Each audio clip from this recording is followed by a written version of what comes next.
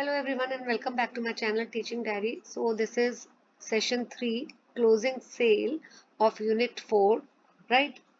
Part 1 and 2 I have already uploaded. This is part 3. So let's continue with the topic. यहाँ पे closing cell का मतलब क्या है कि जब प्रोस्पेक्टिव कस्टमर पॉजिटिव रिस्पॉन्स देता है कि हाँ I am ready to buy the product, तो सेल्स पर्सन जो है डील को क्लोज कर देता है, फाइनल कर देता है, यानी सेल्स ट्रांजेक्शन को कंप्लीट कर देता है। इसी को क्लोजिंग द सेल बोला जाता है। सो डेफिनेशन जब पेपर में आएगी तो आपको बेटा ये वाली डेफिनेशन लिखनी है कि व्हेन यू गेट एफर्मेटिव मतलब कि positive reply from the prospective customer, right? तो उसी को हम बोलते हैं closing the sale. Closing sale क्यों इम्पोर्टेंट है? क्योंकि इससे सेल्स पर्सन की एबिलिटी पता लगती है। It is a test of the sale person ability कि ही अगर वो डील को क्लोज कर देता है, सेल्स ट्रांजैक्शन कंप्लीट हो जाती है, तो इसका मतलब सेल्स पर्सन जो है वो इफेक्टिव, उसकी सेल्स टेक्निक इफेक्टिव है एंड ही सक्सेसफुल। फिर it is very important because इससे एडिशनल इनकम मिलती है, राइट? क्योंकि सेल्स पर्सन क्या है, उनको फिक्स सैलरी तो मिलती है, बट जितनी ज़्यादा वो सेल्स टारगेट अचीव करते हैं तो हर टारगेट पे उनको कमीशन मिलती है, तो उससे सेल्स पर्सन को जो है एक्स्ट्रा इनकम जनरेट होती है। So it is a cause of motivation. जब कोई भी डील क्लोज करता है सेल्स पर्सन तो उसको एक सेंस ऑफ अचीवमेंट लगती है और कॉन्फिडेंस बूस्टअप होता है। फिर सेल्स पर्सन जो है वो एक्स्ट्रा कॉन्शियस हो जाता है, क्योंकि you know that in the personal selling process there are various stages. Pre approach हमने की है, राइट? अप्रोच, प्रेजेंटेशन, तो पता है कि हर स्टेज जो है बहुत इम्पॉर्टेंट है। तो ही becomes extra careful in each and every stage, क्योंकि तभी सेल्स जो है वो क्लोज होगी, तभी डील फाइनलाइज होगी जब सारी स्टेजेस को बहुत केयरफुली हैंडल किया जाए बाय द सेल्स पर्सन।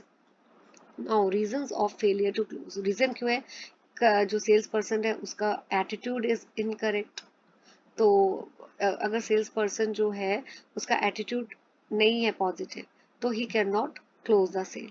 तो this can be one of the reason for close for the sale not to finalize effectively.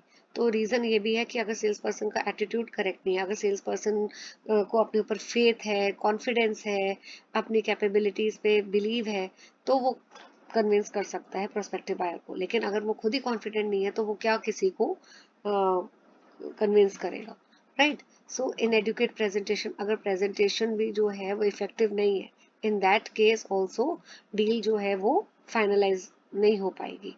So third is anticipating spontaneous reply from the prospect. तो अगर sales person ये anticipate करता है कि prospect जो है, prospective customer है, presentation के बाद खुद ही रिप्लाई करेगा, हाँ बोल देगा, हाँ मुझे प्रोडक्ट चाहिए, कन्विंस हो जाएगा, तो ये रॉन्ग एटीट्यूड है सेल्स पर्सन का। Always it is very important कि सेल्स पर्सन को काफ़ी एफर्ट्स लगाने चाहिए, पुश करना चाहिए, कन्विंस करना चाहिए प्रोस्पेक्टिव कस्टमर को, ताकि वो प्रोडक्ट को खरीदे। अगर वो पहले से ही ये सोच लेता है कि मेरे को ज़्यादा एफर्ट्स करने की ज़रूरत नहीं है, मेरी प्रेजेंटेशन के बाद जी कस्टमर तो खरीदेगा ही खरीदेगा, तो it is not a right attitude. Then interruption. So यहाँ पे क्या है, सेल्स पर्सन जो है कई बार क्या होता है, थर्ड पार्टी अगर इंटरफेयर करती है तो इट में स्टॉप द सेल ट्रांजेक्शन।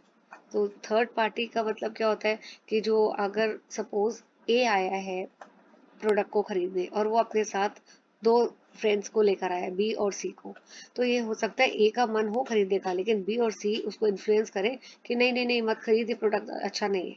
तो in that case this is called as third party interfering. तो this can be one of the reason कि सेल्स जो है वो क्लोज ना हो पाए। Then trial close. Trial close का मतलब क्या है? It include questions which are asked by the salesman, है ना, एट अ डिफरेंट स्टेजेस। तो जैसे ट्रायल क्लोज, ये यहाँ पे एग्जांपल देखिए, सब मैंने हाईलाइट किया हुआ है।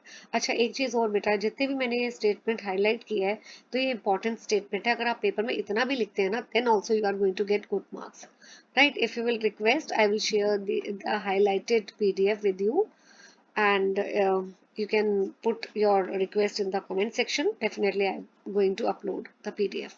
So for example, a trial close can be attempted by asking questions like, do you prefer home delivery of the refrigerator today itself or tomorrow? So here an attempt is made by the salesman to trial close the sales of the refrigerator. ठीक है, जैसे अगर कोई भी sales person है वो इस तरह की ऑफर नहीं देता ट्रायल क्लोज वगैरह की, तो हो सकता है सेल्स जो है वो मतलब कि डील ना हो पाए।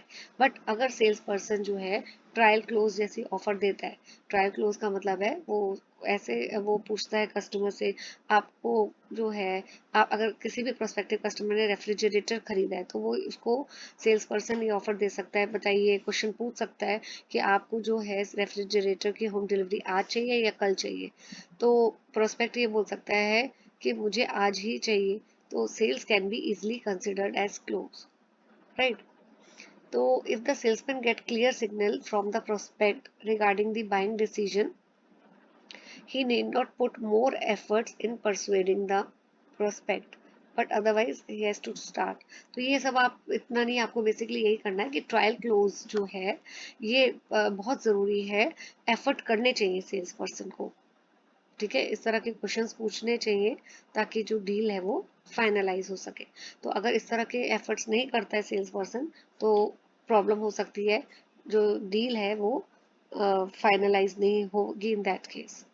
Now pre requisites for successful closing, तो कुछ चीज़ें ज़रूरी हैं कि अगर ये चीज़ें फॉलो हो तो जो डील है वो क्लोज हो सकती है, ठीक है। पहला, गो फॉर इट एटीट्यूड, तो सेल्स पर्सन को हमेशा काम रहना है, ऑब्जेक्शंस को बहुत आराम से हैंडल करना है, कॉन्फिडेंस के साथ हैंडल करना है। देन प्रेजेंटेशन जो भी दे रहा है वो और demonstration it should be very effective, right. उसमें जो है डेमोन्स्ट्रेशन में प्रोडक्ट के बेनिफिट यूजेस जो है सेल्स पर्सन को हाईलाइट करने चाहिए।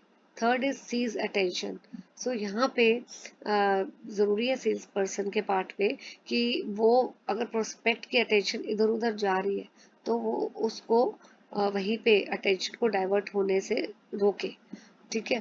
तो बात करें सेल्स पर्सन को, उसकी नीड को आइडेंटिफाई करे कि प्रोस्पेक्टिव सेल्स पर्सन जो है प्रोस्पेक्टिव कस्टमर से बात करे, नीड को आइडेंटिफाई करे क्या चाहिए, what he is looking for, what kind of product he is looking.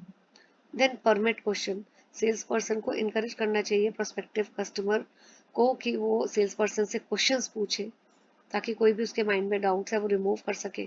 Then value prospect decision, इसमें बेसिकली सेल्समैन की ड्यूटी है कि वो प्रोस्पेक्टिव कस्टमर को हेल्प करे ताकि वो एक समझदार से बहुत इंटेलिजेंट डिसीजन ले सके कि प्रोडक्ट को खरीदना है या नहीं खरीदना है।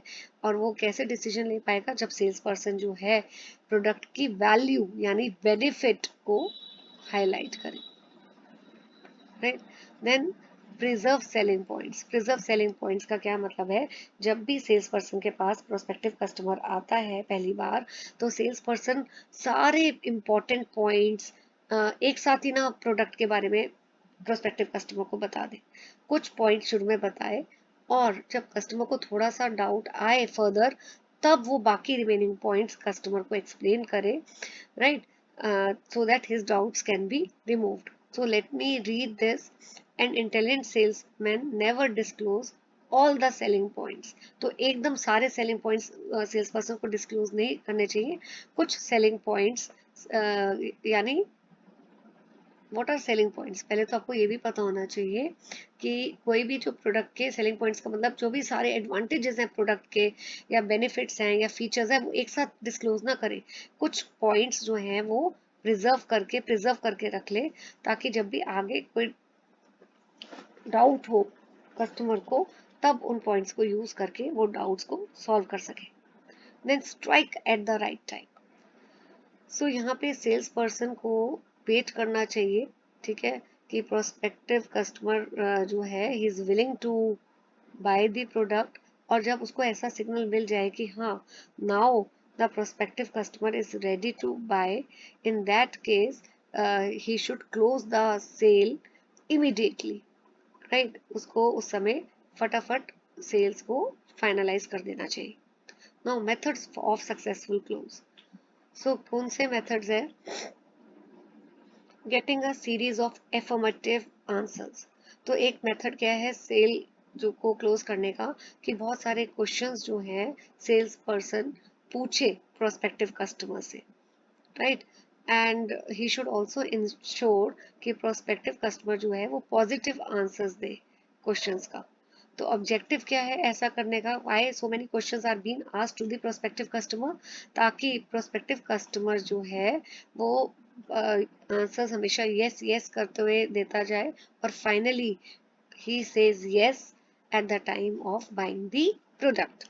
नैरोइंग द चॉइस, इसका क्या मतलब है कि अगर प्रोस्पेक्टिव कस्टमर को डिफिकल्टी होती है चूज करने में, कि जब वो बहुत सारी वेराइटी देखता है तो उसको समझ नहीं आता कि कौन सा प्रोडक्ट ले, उस टाइम पे सेल्स पर्सन को चॉइस को थोड़ा सा नैरो कर देना चाहिए, ताकि सेल्स पर्सन की जितनी भी कंफ्यूजन है कि कौन सा प्रोडक्ट खरीदे, कौन सी वैरायटी का खरीदे, तो वो जो उसकी कंफ्यूजन है जब वो बेसिकली कम हो जाएगी. एंड वो कैसे कम होगी उसकी कंफ्यूजन? क्योंकि सेल्स पर्सन जो है वो चॉइस जो है नैरो कर देगा. जैसे अगर there are 20 articles in the shop, अब सेल्स पर्सन ने तो 20 आर्टिकल्स दिखा दिए प्रोस्पेक्टिव कस्टमर. अब प्रोस्पेक्टिव कस्टमर जो है उसको समझ नहीं आ रहा इन 20 में से कौन सा ले. सेल्स पर्सन अब क्या करेगा?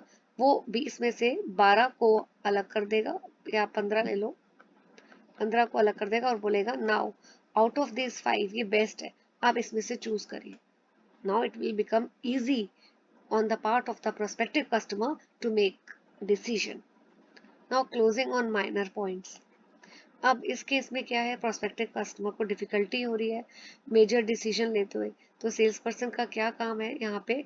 वो माइनर जो पॉइंट्स हैं जैसे प्रोडक्ट का कलर, साइज, डिलीवरी डेट, इन चीज़ों पे जो है वो पहले बायर को कन्विंस कर ले. बायर जब इन माइनर पॉइंट्स के ऊपर एग्री कर जाता है, राइट, तो इजी हो जाता है कि जो मेजर पॉइंट्स है वो धीरे धीरे उन पे भी एग्री हो जाएगा. Now successful business story.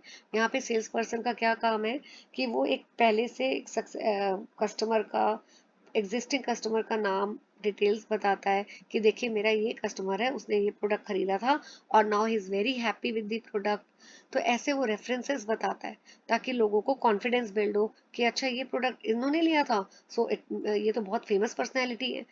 And इस तरह के रेफरेंस देके भी डील्स को क्लोज किया जाता है, क्योंकि कस्टमर्स जो है वो कन्विंस हो जाते हैं.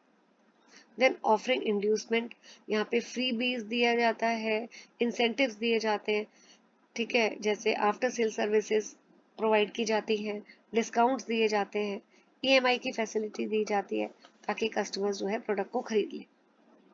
एजम्पशन क्लोज, यहाँ पे सेल्स पर्सन एज्यूम ऑटोमेटिकली अपने आप ही कर लेता है कि जो प्रोस्पेक्टिव कस्टमर है वो तो प्रोडक्ट को खरीदेगा ही खरीदेगा. तो वो सेल्स प्रेजेंटेशन के टाइम पे कैसे प्रोस्पेक्टिव कस्टमर को अप्रोच करता है, वो ये बोलता है, अपने आप ही वो एज्यूम करता है कि ऑर्डर उसको मिल जाएगा. तो सेल्स पर्सन बोलता है बताइए कि ये मैं किस, जैसे example I am giving you, बताइए ये वाला आपको अगर प्रोडक्ट पसंद है तो मैं ये इस ऐसे पैक करूं या इस तरह पैक करूं. तो ऑटोमेटिकली आपने, सेल्स पर्सन ने एज्यूम कर लिया कि वो प्रोडक्ट खरीदेगा ही. कॉम्प्लीमेंट्री क्लोज, यहाँ पे सेल्स को कैसे क्लोज किया जाता है? By giving compliment to the prospective customer. जैसे बोला जाता है योर चॉइस इज एक्सीलेंट, आप पे बहुत सूट करेगा ये. तो इस तरह कॉम्प्लीमेंट देके डील को क्लोज किया जाता है. Then suggesting a smaller quantity. अगर सेल्स पर्सन, प्रोस्पेक्टिव कस्टमर जो है अभी इतना ज़्यादा कन्विंस नहीं हुआ कि प्रोडक्ट की क्वालिटी कैसे होगी, तो सेल्स पर्सन क्या बोल सकता है, आप अभी कम क्वांटिटी ले लीजिए, टेस्ट करके देखिए, अगर आपको प्रोडक्ट सुटेबल लगेगा तो आप आकर दोबारा ले सकते हैं. तो this is basically the various methods of closing the sale, right. Now session 4 is related to after sales services, which I am going to cover in the next video. Thank you for watching the video.